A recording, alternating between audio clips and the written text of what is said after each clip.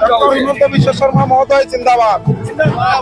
সকলে এটাই বিচাৰে ডক্টৰ হিমন্ত বিশ্ব শৰ্মা আকৌ মুখ্যমন্ত্ৰী হিসাবে সকলো অসমৰ ৰাইজে বিচাৰে। কাৰণ ডক্টর হিমন্ত বিশ্ব শর্মা মহোদয় মুখ্যমন্ত্রী হিসাবে থাকিলে ডেভেলপমেন্ট থাকিব, উন্নয়ন থাকিব, সুরক্ষিত থাকিব। আর গোটেই অসমৰ ৰাইজে সুৰক্ষাটো বিচাৰে, শান্তি বিচাৰে। য'ত বিজেপি চৰকাৰ আছে তাতে শান্তি, সম্প্ৰীতি, প্ৰগতি, ডেভেলপমেন্ট আছেই। ঠিক আছে, আপনার স্ট্র্যাটেজি কি থাকিব এবার যেহেতু তৃতীয়বারের ভাবে আপনি পাথারকান্দির প্রার্থী হিসাবে ঠিক হয়েছে? स्ट्रेटेजी राइजे बनाए, जनता जनार्दन, जनता का आशीर्वाद लेके हम लोग चलते हैं। আর যোৱাবাৰ দেখিবলৈ পোৱা গৈছে যে খুব কম সংখ্যক ভোটৰ ব্যৱধানত আপুনি জয়ী হৈছিলে। এইবাৰ যিহেতু আপুনি এবাৰ উল্লেখ কৰে যে উন্নয়ন হৈছে মূল লক্ষ্য, গতিকে এইবাৰ ডিফাৰেন্স কিমান হ'ব? আমাৰ ভোট কমা নাই, এইবিলাক আপোনালোকৰ হিচাপ। বিজেপিৰ ভোট এটা ভোটত কমা নাই, যোৱা বছৰত কমা নাই। যোন ডিফারেন্স কম হৈছে রাইজে ডিফারেন্স যি হৈছে এইটো যোনে রাষ্ট্রবাদী চিন্তাধারা রাইজে আমাক সদায় ভোট দি আছে।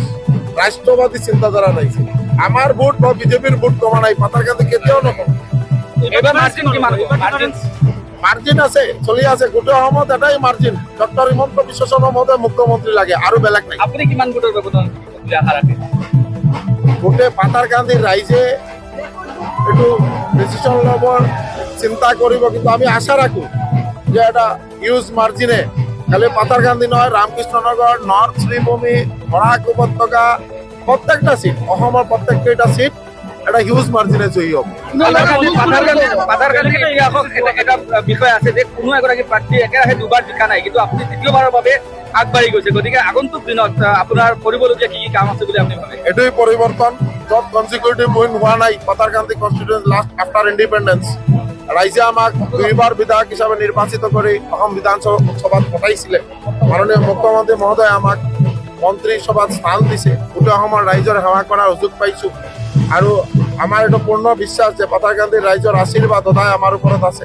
আৰু এই যে বিশ্বাস, এই বিশ্বাসটো যাতে সদায় কায়েম থাকে তাৰ কাৰণে ভগৱানৰ চৰণে প্ৰাৰ্থনা কৰোঁ। আৰু আমি যাতে এই বিশ্বাসটো লৈ আমি যাতে পাথাৰকান্দিৰ ৰাইজ, গোটেই অসমৰ ৰাইজৰ সেৱা কৰি যাব পাৰোঁ। এবাৰ মুখ্যমন্ত্ৰী বেলেগ এটা ইংগিত দিছে মন্ত্ৰিসভাত কোন মন্ত্ৰী হব এইটো মুখ্যমন্ত্ৰী স্থিৰ কৰিব। আৰু আমাৰ মুখ্যমন্ত্ৰীয়ে এইটো আমাক মন্ত্ৰিসভাত স্থান দিছে, ৰাইজৰ হৈ কাম কৰিছোঁ। আৰু আগন্তুক মন্ত্ৰিসভাত কোনে মন্ত্ৰী হ'ব, কি হ'ব এইটো মুখ্যমন্ত্ৰীয়ে ক'ব। আপোনালোকৰ এইটো এতিয়া কেইটা দিন এইটো লৈ চৰ্চা কৰি থাকক, কোন মন্ত্ৰী হ'ব কি হ'ব। আমাৰ এইটো চৰ্চা কৰি লাভ নাই। আমি তো আমাৰ জেলাৰ মধ্যে আমি সাংবাদিক বিচাৰও আমি বিচাৰি মুখ্যমন্ত্ৰী শ্ৰীভূমিৰ ৰাইজৰ প্ৰতি এটা বেলেগ প্ৰেম আছে, হাইলাকান্দি আৰু শ্ৰীভূমিৰ ৰাইজৰ প্ৰতি। কাৰণ তাৰপৰে কৃপানাথ মাল্লা এটা হিউজ মাৰ্জিনে জয়ী হয়েছে। আৰু মাননীয় মুখ্যমন্ত্ৰী মহোদয় আমাৰ গোটেই শ্ৰীভূমি জেলাৰ এই পাৰ্লামেন্টাৰি কনস্টিটুয়েন্সিৰ ৰাইজে মুখ্যমন্ত্ৰী এমপিটো গিফট দিছে। আৰু আগন্তুক দিনকো মুখ্যমন্ত্রীর প্রতি পূর্ণ আস্থা আর বিশ্বাস আছে। আপোনালোকে একো টেনশন নল'ব, যি আছে এইটোই থাকি। আপুনি কৃপানাথ মাল্লাৰ কথা উল্লেখ কৰিছে।